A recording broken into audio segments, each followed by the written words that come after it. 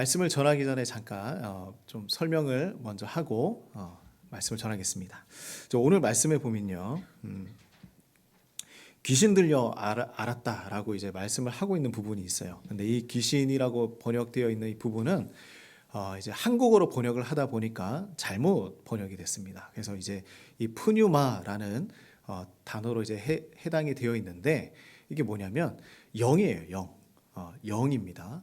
근데 이제 이 푸뉴마 영을 앞에 무엇을 갖다 놓느냐에 따라서 이곳이 바뀌는 거예요.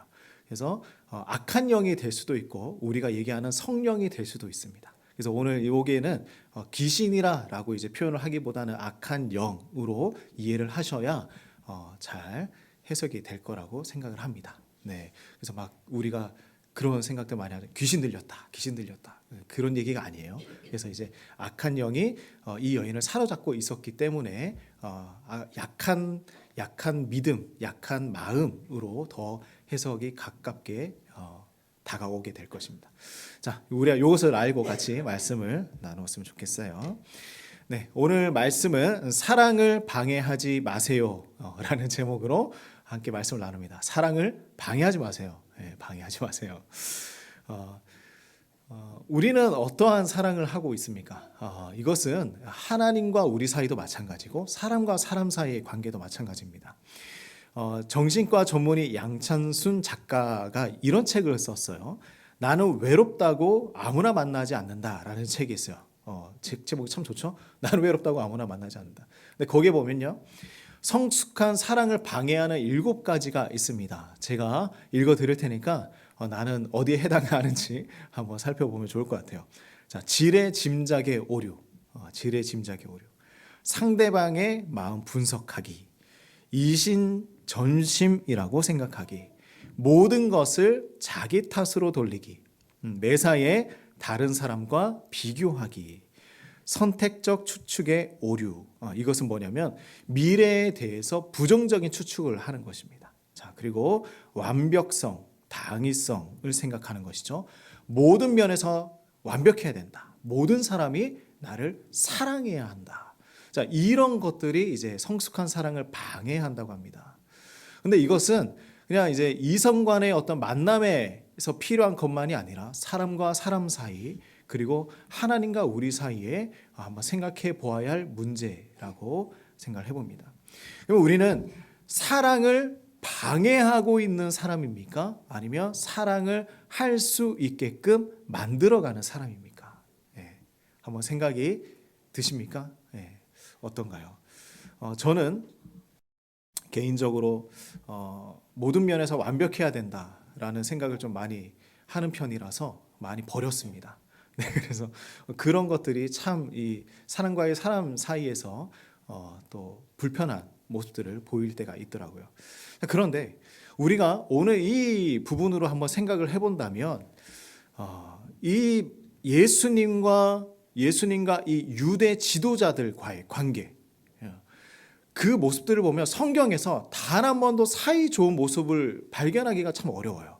물론 이제 예수님과의 이제 얘기를 통하여서 예수님을 만난 사람들도 있지만 대부분의 지도자들은 예수님과 적대적인 관계에서 이 성경을 이어나가는 것입니다.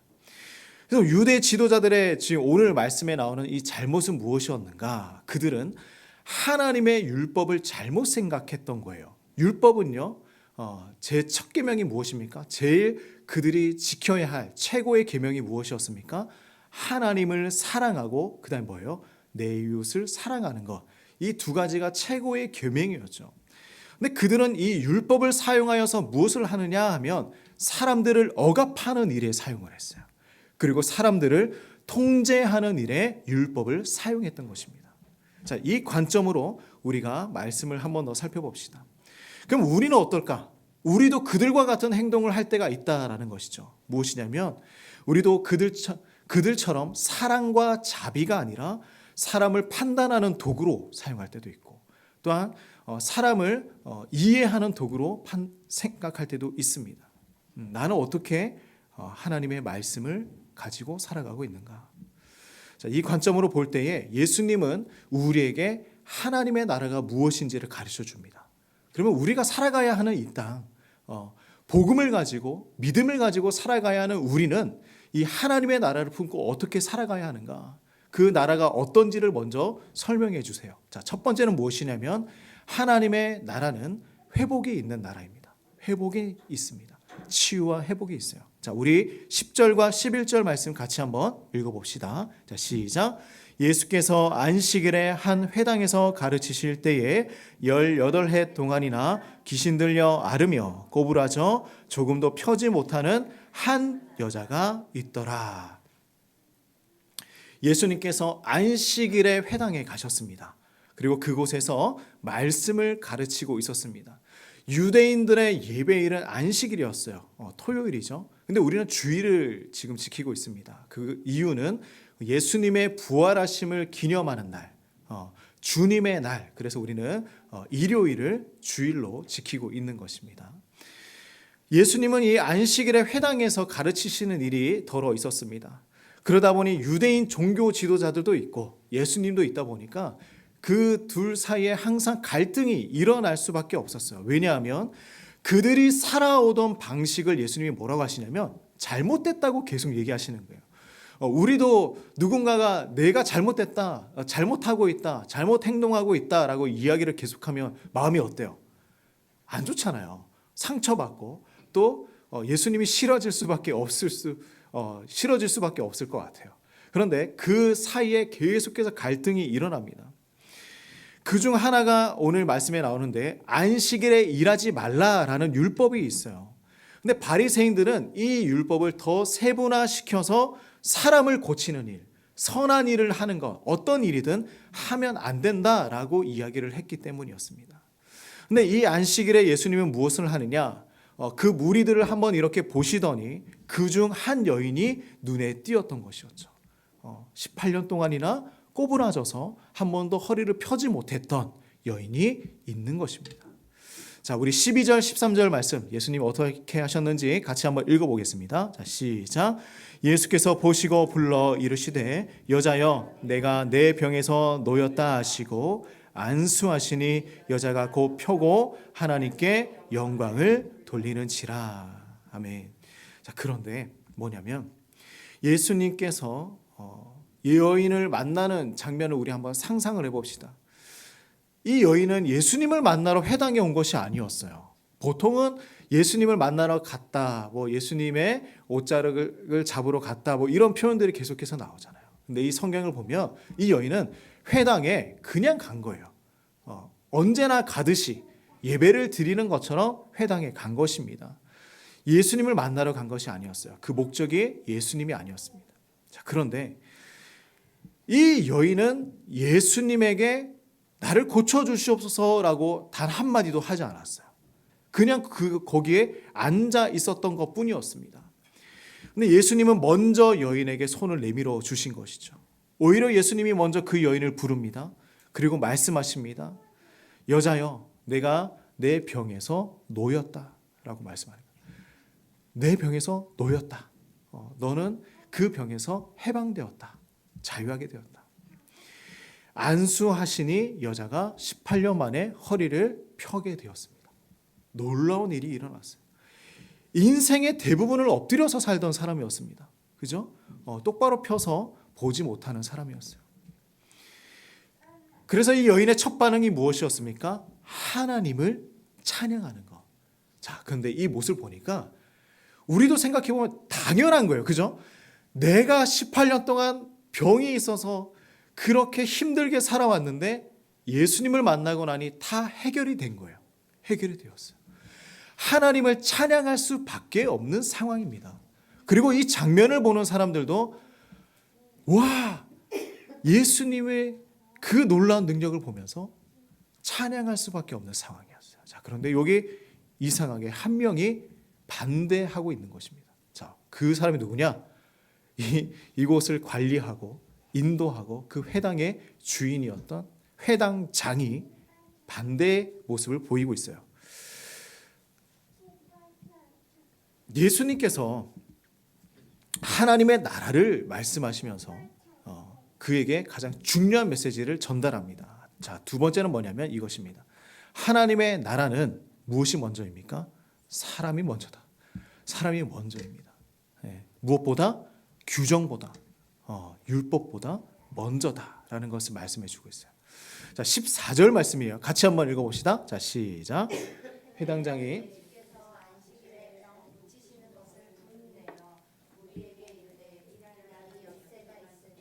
그동안에 와서 고침을 받을 것이요 안식일에는 하지 말 것이니라 하거늘. 자, 오랫동안 고통과 고난에서 해방된 여인이었습니다. 그녀가 하나님을 찬양하고 있어요. 하나님을 예배하는 그 장소에서 이것보다 더 행복한 예배가 있을까요? 이것보다 더 기쁜 예배가 있겠습니까? 예, 회복이 일어나고 치유가 일어났어요. 마음의 상처가 회복이 되었습니다. 그 역사가 일어난 현장이에요. 이것보다 놀라운 일은 없는 것입니다. 이곳에 있는 무리들에게 하나님의 사랑을 전할 수 있는 최고의 시간이에요. 자, 보세요. 하나님의 사랑이 이곳에 임했습니다 라고 선포할 수 있는 시간입니다. 근데 회당장은 달랐습니다. 뭐 하고 있어요? 화를 내고 있어요. 분을 내고 있습니다. 왜요? 예수님이 안식일의 병을 고쳤기 때문이었습니다. 이게 왜 문제가 되는가? 종교 지도자들은 사람을 고치는 일도 의료 행위로 봤습니다. 직업적인 역할로 본 것입니다. 그래서 금지한 거예요. 그래서 아프면 안식일에 그냥 아프고 있어야 해요. 죽어가고 있으면 그냥 죽어야 하는 것입니다. 우리가 현재 일반적인 상식으로는 도저히 이해될 수 없는 장면입니다. 그런데 회당장은 지금 무엇이 더 중요했습니까? 그들이 만들어낸 규정이 더 중요했던 거예요.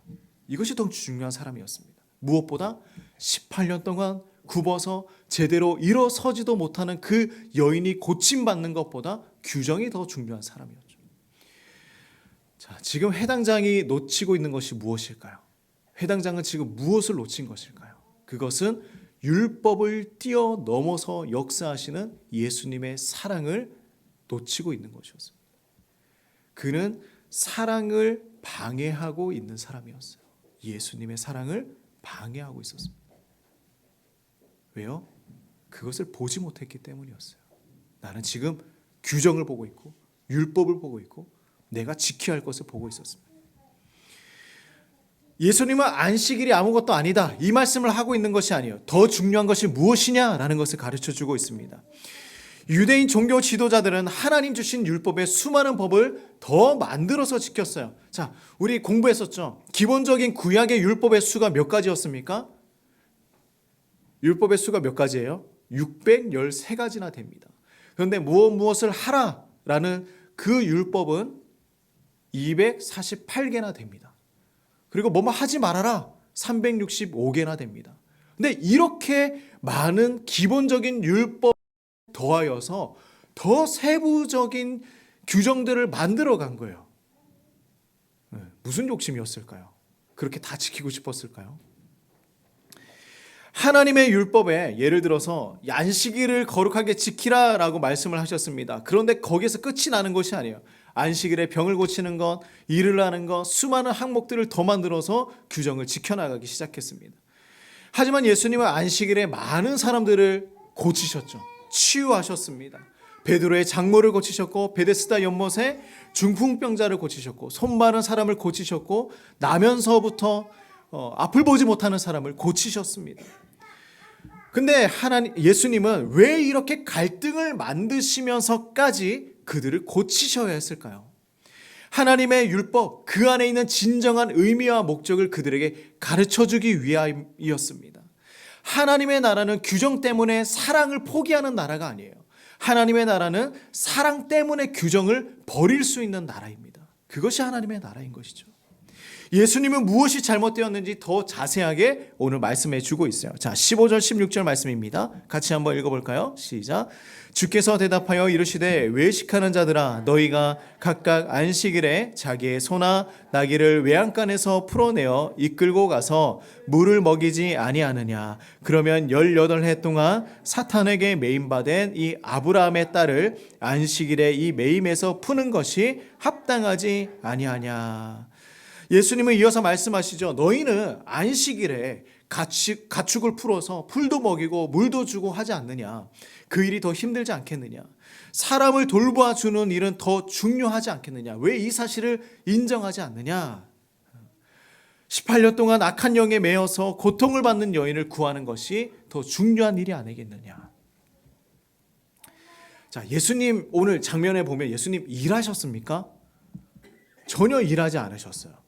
그냥 손을 내밀어서 안수한 것밖에 없었습니다. 소나 나귀를 끌고 들로 나가고 냇가로 가서 물을 먹이는 이 일이 더 힘든 일이 아니겠습니까? 그러나 이들에게는 지금 율법만 중요한 거예요. 규정만 중요한 것이었습니다. 사람이 만들어낸 그 세칙들과 율법을 생각하면서 가장 중요한 사랑의 율법을 그들은 잃어버린 것이었어요. 자, 로마서 13장 10절에 뭐라고 말씀하십니까? 이렇게 말씀하시죠. 사랑은 이웃에게 악을 행하지 아니하나니 그러므로 사랑은 율법의 완성이니라. 율법은 사랑의 완성이에요. 그런데 율법만 있고 사랑이 없는 거예요. 우리도 이 사랑의 율법을 잃어버리고 살아갈 수 있습니다. 자, 교회 안에서도 이런 일들이 많이 일어나고 있어요. 처음에는 우리가 더 경건하게 살아가보자, 신앙생활을 더 깊이 있게 한번 해보자 라고 이제 규칙들을 세우지만 나중에는 이 규칙이 성도를 향해서 정죄하는 도구로, 그리고 그들을 판단하는 도구로 만들어질 수 있다라는 것이죠. 어떤 옷을 입고 교회에 와야 하는가? 그죠? 별거 아닌데 어떤 옷을 입고 교회에 와야 하는가? 머리에 염색을 하면 안 된다. 그런 생각도 많이 하죠. 그리고 언어도 거룩한 언어들을 사용해야 한다. 우리는 계속 그렇게 생각하면서 신앙생활을 합니다. 하지만 이러한 규칙으로 인하여서 우리가 사랑해야 할 기회를 잃어버리게 된다라는 것이에요. 그것을 놓치게 된다라는 것입니다. 방해해서는 안 됩니다. 사람들은 하나님의 사랑을 찾아갈 수 있어야 합니다. 근데 우리가 그 앞에서 길을 막을 수 있다라는 것이죠. 우리는 신앙생활을 오래 해온 사람들도 있을 것입니다. 그러나 처음 시작하는 사람도 있어요. 근데 그들을 향하여서 우리는 사랑보다 이러한 규칙들이 앞서서는 안 된다라는 것이죠. 우리가 사랑을 방해하는 규정이 있다면 우리는 이것도 포기할 수 있어야 합니다. 왜냐하면 예수님의 사랑이 먼저이기 때문이에요. 자, 예수님의 이 메시지는 사람들의 마음을 터치하기 시작했습니다. 만지기 시작했습니다. 어떤 일이 일어날까요? 자, 17절 말씀입니다. 같이 읽어봅시다. 자, 시작. 예수께서 이 말씀을 하심에 모든 반대하는 자들은 부끄러워하고 온 무리는 그가 하시는 모든 영광스러운 일을 기뻐하니라. 아멘. 예수님의 말씀을 듣고 온 무리가 기뻐하기 시작했습니다. 반대하던 사람들은 뭐하고 있어요? 부끄러워하는 거예요. 예수님의 말씀을 들어보니까 내가 이것만 지키고 있었는데 너무 부끄러웠다. 그들이 고백하는 것입니다. 우리도 그런 적이 있다면 부끄러워해야 해요. 부끄러운 적 있으십니까? 그리고 주님이 하시는 일을 기뻐해야 합니다. 더 이상 거부할 수가 없는 거예요. 예수님의 사랑이 너무나 크기 때문에 예수님의 그 놀라운 사역들이 나에게 다 기쁨으로 다가오는 것입니다. 예수님의 사랑을 거부하지 않고 우리 모두가 예수님의 사랑에 항복하는 그러한 하나님의 성도가 되시기를 간절히 축복합니다. 자, 그러면 이런 예수님의 사랑은 어떤 일을 만들어가고 있었을까요? 자, 세 번째입니다. 하나님의 나라는요, 확장하는 축복이 있습니다. 확장하는 축복이 있습니다. 자, 우리 18절에서 21절까지 같이 읽어보겠습니다. 시작. 그러므로 예수께서 이르시되 하나님의 나라가 무엇과 같을까? 내가 무엇으로 비교할까? 마치 사람이 자기 채소밭에 갖다 심은 겨자씨 한 알 같으니 자라 나무가 되어 공중의 새들이 그 가지에 깃들였느니라. 또 이르시되 내가 하나님의 나라를 무엇으로 비교할까? 마치 여자가 가루 서말 속에 갖다 넣어 전부 부풀게 한 누룩과 같으니라 하셨더라. 아멘. 자, 1세기를 살아가던 유대인들은요, 하나님의 나라가 단번에 올 것이라고 생각했습니다. 금방 올 거야, 지금 올 거야 라고 생각을 했습니다. 그러나 예수님은 이 겨자씨와 누룩의 이야기를 들려주시면서 그렇게 이루어지는 나라가 아니다. 겨자씨는 정말 작은 거예요. 눈에 보일랑말랑한 너무나 작은 씨입니다. 근데 이 작은 씨앗이 커다란 나무와 같이 자라게 돼요. 자랄 때는 3m에서 6m까지 자라납니다. 누룩은 아무런 보잘것없는 재료와 같아요. 그러나 조금만 들어가도 그 모든 반죽을 부풀게 하는 힘을 가지고 있습니다. 예수님의 사역이 이런 것입니다. 무엇이냐면 너무나 작아 보일 수 있어요. 이스라엘 전체를 다 예수님이 케어하신 것이 아닙니다. 다만 몇 사람만 고쳐주시고 치유해 주셨어요. 모든 사람을 고쳐주시지 않으셨습니다. 이스라엘 전 국민을 만나신 것도 아니었습니다. 그죠? 가셨던 곳 예수님을 만난 사람도 한정되어 있었습니다. 너무나 작아 보이는 사역이었어요. 그런데 2000년이 지난 지금은 그 예수님의 복음이 전파되고 하나님의 나라가 성장하여서 모든 나라로 뻗어 나가고 있는 것입니다. 전 세계 수많은 그리스도인들이 예수님이 다시 오실 것을 기대하면서 기다리고 있습니다. 우리도 그렇지 않습니까? 우리 예수로 사는 교회도 이런 역사가 일어나길 간절히 소망합니다. 교회뿐만이 아니라 우리 성도님의 삶의 모든 영역에도 이러한 역사가 일어나길 축복합니다. 우리 사랑하는 성도님들은요, 대부분 겨자씨를 심어본 경험은 없으실 거예요. 겨자씨 심어보셨습니까? 심어볼 일이 없죠. 먹기만 했지. 그죠? 머스타드 소스 뿌려서 먹기만 했지 우리가 언제 겨자씨 심어본 적이 있겠습니까? 그리고 그것을 자라나는 것을 지켜본 적이 있습니까? 아니에요. 없어요. 하지만 이것은 아무런 문제가 되지 않습니다. 아무런 문제가 되지 않아요. 오늘 제가 씨앗을 다 나눠드렸습니다. 씨앗을 다 나눠드렸는데 우리가 이 씨앗은 한번 열어보면 너무나 작아요. 눈에 보이지도 않을 수 있습니다. 떨어뜨리면 찾기도 힘들 수 있습니다. 근데 우리가 이 생명의 씨앗을 한번 심어보기를 원합니다. 뭐냐면 이 작은 씨앗은 우리가 심어 놓았을 때 하나님과 우리 사이의 신앙생활로 한번 생각을 해보면 좋을 것 같아요. 씨앗을 심고 하나님과 나 사이의 그 신앙생활이 어떤가 한번 점검을 해보며 씨앗을 심기 원합니다. 우리가 씨앗에 물도 주고 햇빛도 비춰주길 바랍니다. 그리고 이 씨앗이 점차 변화해 갈 때마다 하나님께서 나의 이 믿음을 이렇게 조금씩 자라가게 해주시는구나 한번 생각해 보길 원합니다. 그런데 그 변화는 빠르지 않을 수 있어요. 너무나 조용합니다. 하루하루가 지나면서 변화가 없을 수도 있습니다. 그런데 언제 어느 순간에 싹이 올라오고 그 싹이 자라서 이렇게 향기 나는 꽃이 될 수 있는 것입니다. 열매도 맺을 것입니다. 식물에게 물을 줄 때마다 우리도 하나님의 말씀을 내 삶에 주길 간절히 소망합니다. 생명을 심는 일이에요. 우리가 가만히 보면요, 너무나 원칙과 규칙들을 너무나 좋아해서 이것을 지키는 것에 모든 것을 다 시간을 허비할 때가 있습니다. 근데 그게 아니에요.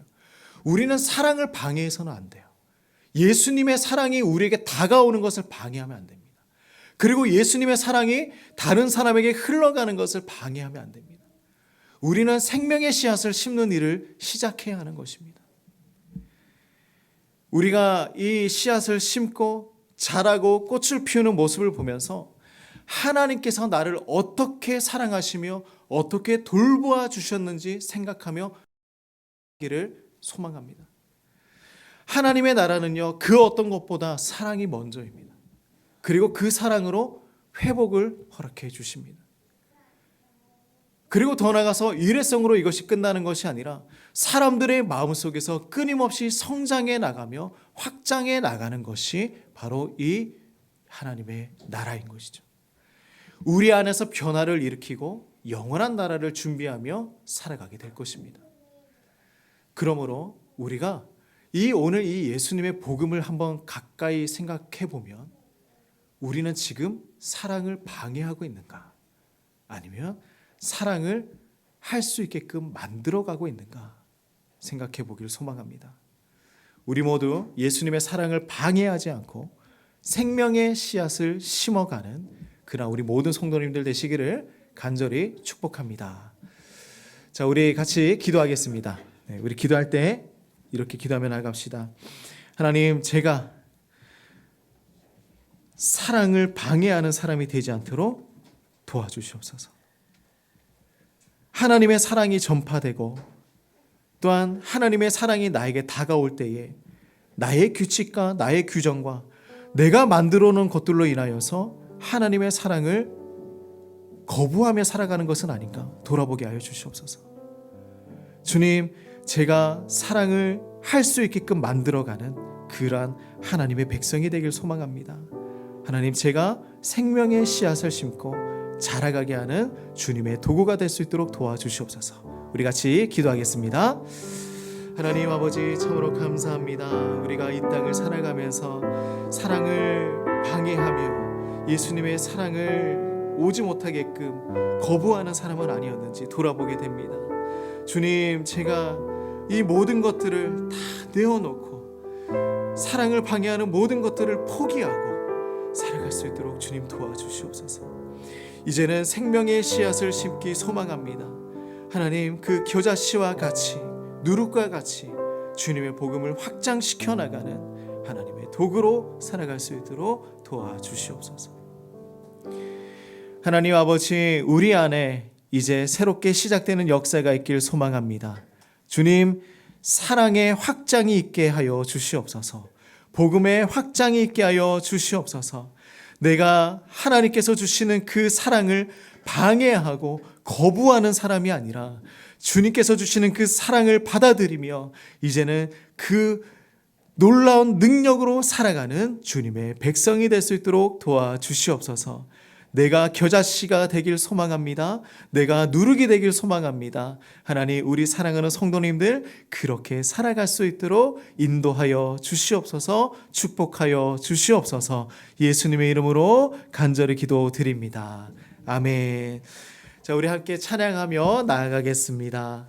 같이 찬양합니다. 오늘 이 자리에 모인 우리 고백합니다.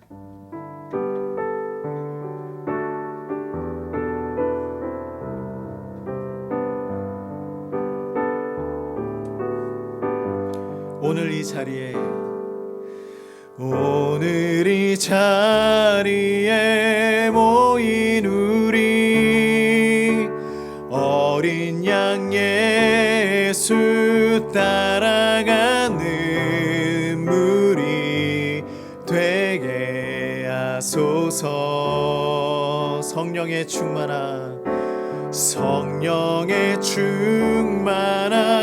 임재 안에 어둡던 우리는 밝아져서 주를 보게 하소서.